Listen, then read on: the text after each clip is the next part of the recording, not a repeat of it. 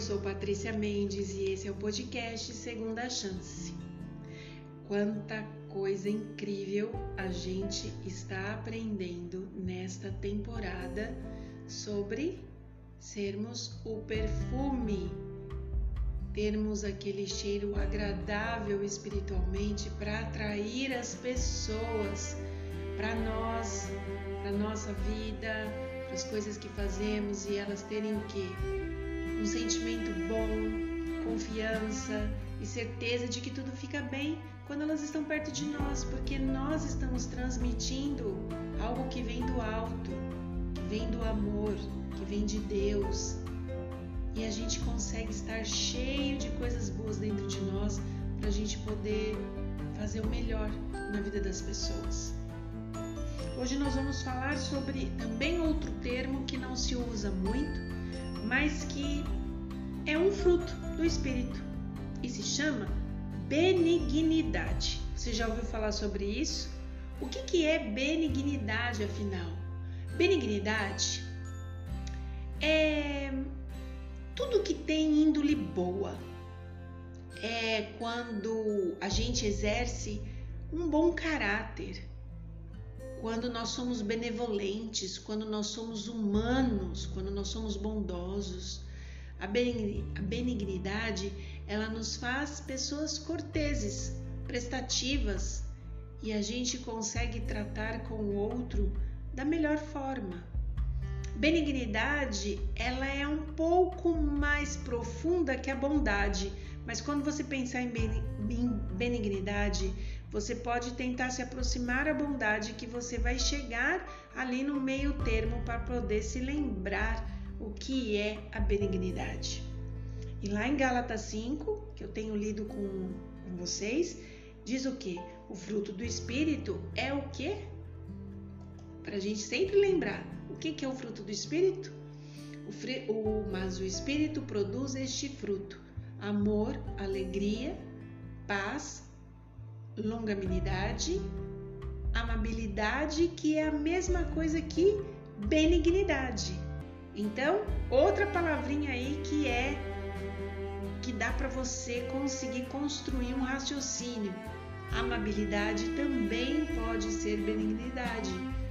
E aí vem a bondade, a fidelidade, a mansidão e o domínio próprio. A verdade é uma só. Se nós temos Jesus Cristo habitando na nossa vida, nós vamos conseguir tanto no nosso lar, lá dentro da nossa casa, com a família que conhece a gente de verdade, como com as pessoas de fora, sermos pessoas benignas. Quando a gente tem palavras bondosas para as pessoas que vivem com a gente, para os nossos parentes, para os nossos pais, para os nossos filhos, para aquelas pessoas que a gente mantém relações mais íntimas, mais próximas, que é quem nos conhece de fato. Quando a gente consegue ter essas palavras, as pessoas começam a perceber que está havendo mudanças em nós. A gente precisa ser bondoso, cortês, amoroso, simpático. Se a gente conseguir ser com as pessoas de dentro da nossa casa, que nos conhecem perfeitamente, significa que nós estamos educando o nosso caráter para a gente pertencer à família do céu, que é quem? O Espírito Santo, que está mudando e moldando a nossa história, Jesus e Deus. Para que a gente se torne membro desta família real, a gente precisa compreender que a gente é herdeiro de Cristo, herdeiro de Jesus. A gente pertence à corte celestial. Por que a gente pertence? Porque quanto mais a gente estiver olhando para Deus, que é o amor em pessoa, e fazendo questão de moldar e mudar a nossa vida, a gente se torna semelhante. Quem é semelhante anda junto, e quem anda junto faz parte da corte, porque nós somos filhos deste Deus e Ele é o Rei do Universo. Então você é um príncipe ou uma princesa de Deus. E se você é um príncipe e uma princesa, você faz parte desta corte, que nós chamamos do quê? Corte celestial. A verdade é que o objetivo de Deus, o desejo do coração de Deus, é que entre os seus filhos não reine nunca nenhum espírito de aspereza. Porque o fruto do Espírito, que a gente está falando hoje, que é a benignidade, ele não consegue estar de acordo com este sentimento de aspereza, essas atitudes de falta de educação, maus tratos. E tudo aquilo que a gente acalenta dentro da nossa casa, com pessoas que nos conhecem, com pessoas que sabem quem nós somos de verdade, sem perceber, uma hora a gente vai mostrando esse caráter do lado de fora da porta da nossa casa. A gente precisa estar atento a isso. A gente precisa educar o nosso coração o tempo inteiro a ser o quê?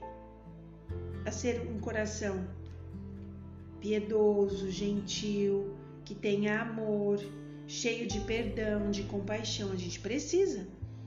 A gente não quer.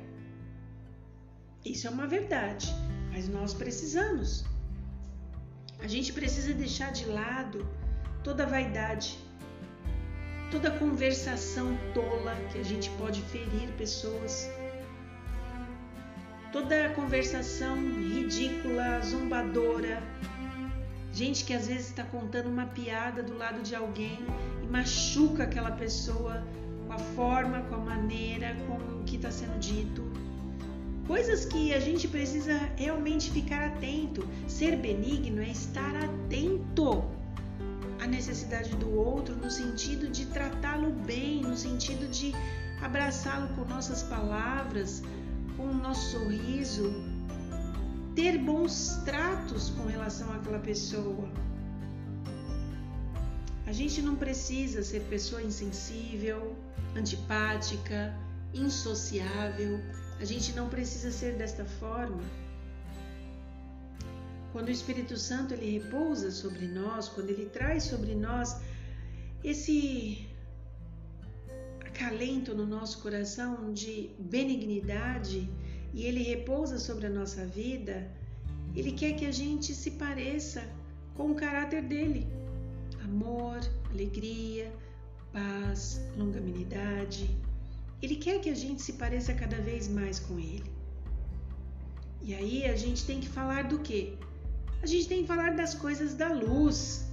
A gente tem que falar de Jesus. A gente tem que falar que Jesus é a nossa justiça, que Ele é justiça para as pessoas. E aí a gente vai sendo transformado, o nosso caráter vai sendo transformado a cada momento, de força em força, e Ele consegue refletir mais e mais a preciosa imagem de Deus. Quando a gente fizer isso, lá no céu, Deus escreverá nos livros muito bem, porque nós estamos representando a Jesus. Isso não é especial? Você saber que Deus está te acompanhando de pertinho. Você saber que Deus está observando cada atitude que você tem.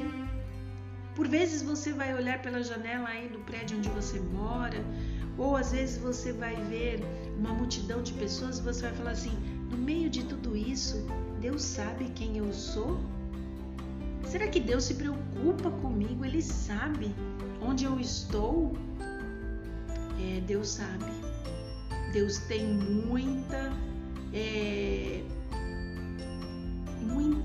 eu vou melhorar. Deus tem muito interesse em cada detalhe da sua vida. Nós não devemos ser duros de coração e nem inacessíveis. E Jesus tem que ser refletido em nosso comportamento. E a gente precisa ter um caráter que se assemelhe ao dele. Se a gente anda com Ele, se a gente tem intimidade com Ele, todo o tempo temos que pedir a Ele que Ele nos transforme e que nos faça ser semelhante a Ele. A presença de Deus na nossa vida, ela precisa ser uma presença permanente. Não é uma hora que Deus fica aqui, daqui a pouco a gente vai fazer alguma coisa que a gente sabe que não vai agradar Ele. Não, Deus sai. Não. Fala, Deus, fica aqui. Dentro de mim eu tô com uma vontade de fazer algo que eu sei que não te agrada. Se for da tua vontade, tira do meu coração. Se não for, se eu não conseguir resistir, permanece comigo. Para que eu vença, eu tenho que vencer, Pai. Me ajuda. Não retire Deus do seu caminho nem da sua vida. Ele precisa estar com você, em você e lutar por você. A gente precisa ser luz ao mundo que nos cerca. E todas as pessoas que nos rodeiam, elas precisam perceber que a atmosfera do céu está envolvendo a nossa vida. Eu sempre falo para vocês aqui de Ellen White. Ellen White me inspira desde que eu sou muito pequenininha. Desde nova, minha mãe, ela sempre gostou que nós fôssemos pessoas, apesar de sermos muito simples, mas que lêssemos, tivéssemos conhecimento, que buscássemos entendimento, discernimento, que a gente não tivesse uma religião oca. E desde nova ela colocou livros de Ellen White para que eu lesse. E eu sei que existem pessoas que não gostam de Ellen White, mas eu posso dizer para vocês, eu sou apaixonada por ela. Tudo que eu tenho aqui contado, conversado com vocês, falado das minhas experiências, eu aprendi desde muito nova com os livros de Ellen White, lendo, aprendendo sobre o caráter de Jesus, aprendendo sobre o Espírito Santo, aprendendo como é importante a gente viver uma vida íntegra diante de Deus. E eu gosto de compartilhar isso com vocês. E vejo nisso um caráter íntegro de uma mulher que, à frente do seu tempo, tão simples, ela conseguiu deixar pérolas, verdadeiras pérolas, para que a gente molde e mude a nossa vida. Se você for alguém que não gosta de Ellen White, eu te convido a você buscar um livro chamado Caminho a Cristo. Tem outros livros que são tão incríveis quanto este, como O Desejado de Todas as Nações, que fala sobre Jesus, que por vezes aqui, uma partinha ou outra, eu falo com vocês sobre isso. E também tem um livro que eu gosto muito dela, que é o História da Redenção. São 3 livros que eu vou deixar aqui para você procurar, conhecer, buscar, comprar, ajeitar bem a almofada do seu sofá, da sua cama, começar a ler. Dificilmente você vai virar páginas e não vai derramar uma lágrima, porque ela fala de Jesus de uma forma apaixonada. E eu tenho certeza que nós, através dos ensinamentos que ela teve na sua própria vida, eu hoje, tantos anos depois da existência dela, tenho passado para vocês coisas que eu tenho vivido na minha vida e que eu aprendi a ser mais forte com vários ensinamentos que vêm dela. E queria deixar essa fala aqui para vocês, para que, se você sentir o desejo no coração, busque na internet, busque numa livraria, me procure. Eu tenho como te ajudar em relação a isso.